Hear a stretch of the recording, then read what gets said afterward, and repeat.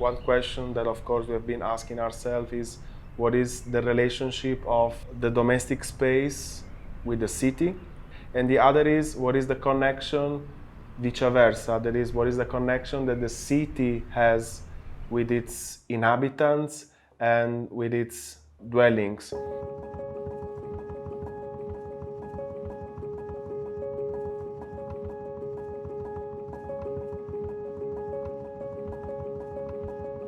JP House represents a multi-generational dwelling located in the southern part of Bangalore.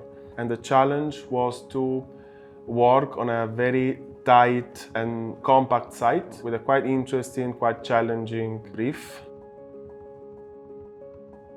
From an urban perspective, you have basically a very linear street, and then you have a set of dwellings with their plots quite regularly distributed on both sides of the road. On this side of our plot, we actually have this quite interesting green system.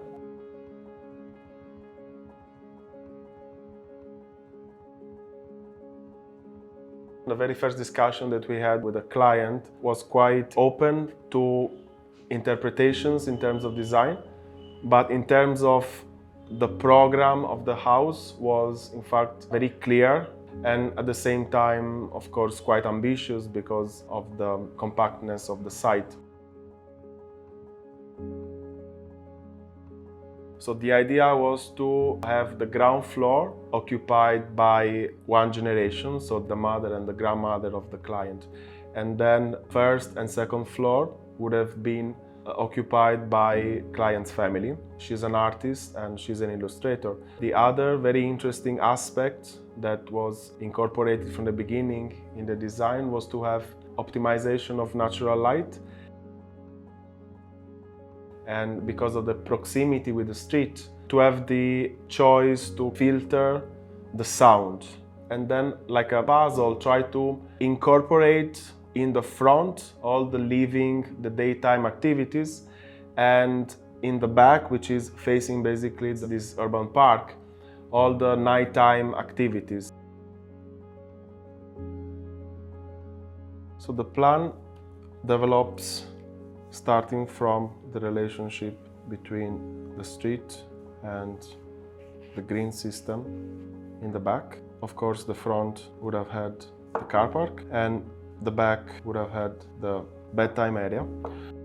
The stairs represent the experience, how you experience the house, horizontally of course and vertically. So the idea was to have a system of stairs locked on the northern part to minimize the exposure to the direct sunlight, so that we have the movement that is actually doing something like this, and then we go up. The first floor starts from the stairs and then again the back, which is two bedrooms here. And the next element that we need to consider is the daytime area that of course comes in front with the kitchen in this space and then the living here. We can actually go through the living and then reach the second floor.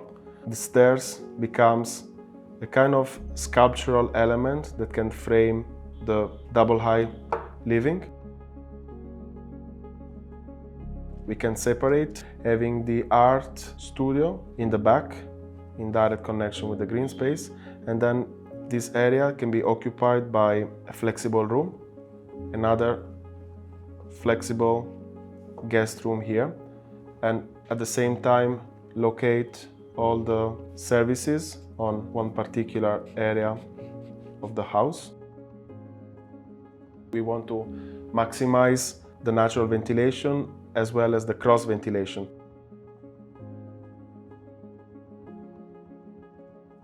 Then vertically, what we actually did was to create a patio or a courtyard on the second level that can achieve two different factors.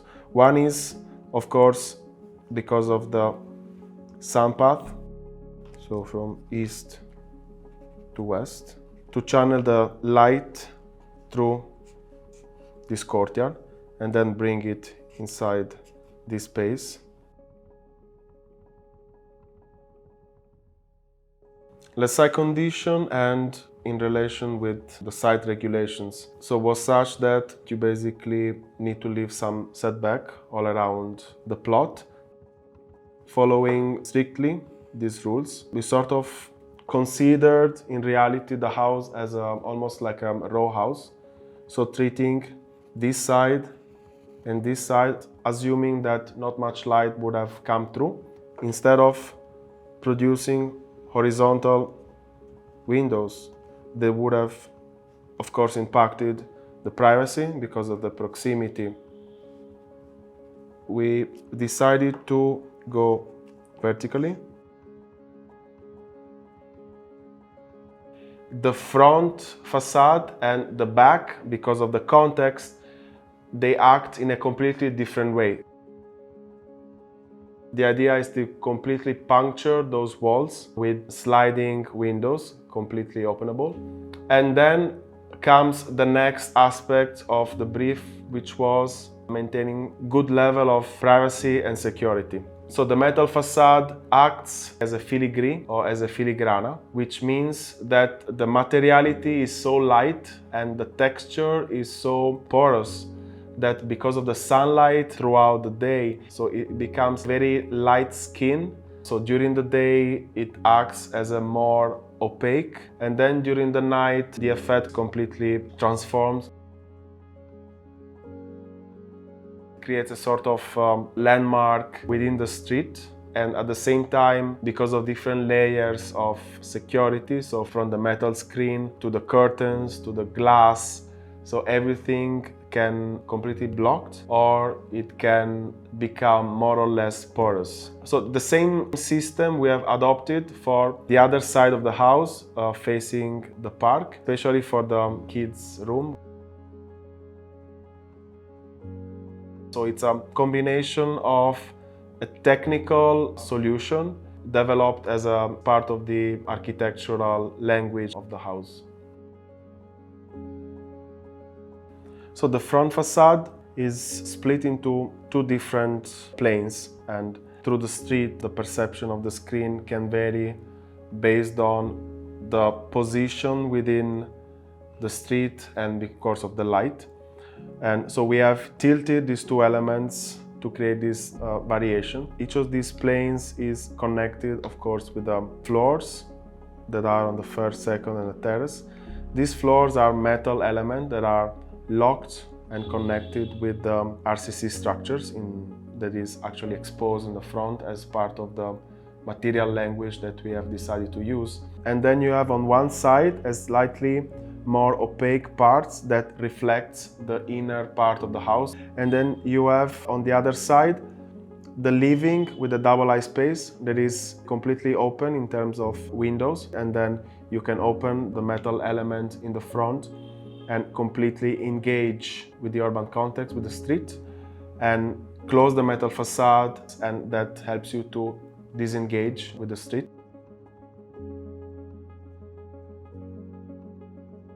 The screen, it's designed following modules. So the module is related to two aspects mostly. The first one is related, of course, to the human scale, the human body, because it needs to be openable and accessible in a very comfortable way. Then we decided to go for a particular scale that could actually transform the screen into a perfect modular system.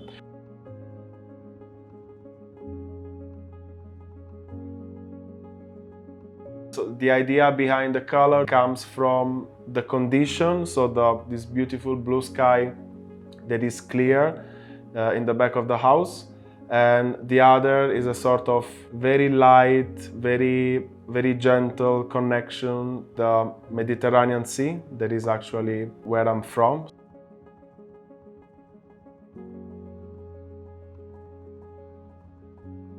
The choice of the flooring and the experience while coming out of the house was to completely connect with the front facade.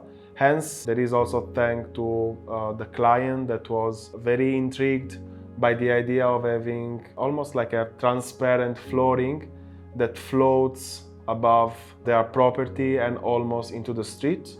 Because of the vertical forces, we had to be extra safe. So the thickness is slightly higher, and also the density and the porosity of the sheets is higher as well than the vertical sheets. That takes you completely out of the walls to connect with the urban system, with the street, and almost becomes like a theatrical platform to engage with the neighbors. The materials that we chose for the house, they were in a part of a very selected language that is using very raw, very minimal and easy to maintain. All the structure, so we tried to keep exposed RCC for all the beams, all the ceilings and all the slabs wherever was possible. And all the rest, so painted white. And for the flooring, we went a minimal, but nowadays, unfortunately, a lost art.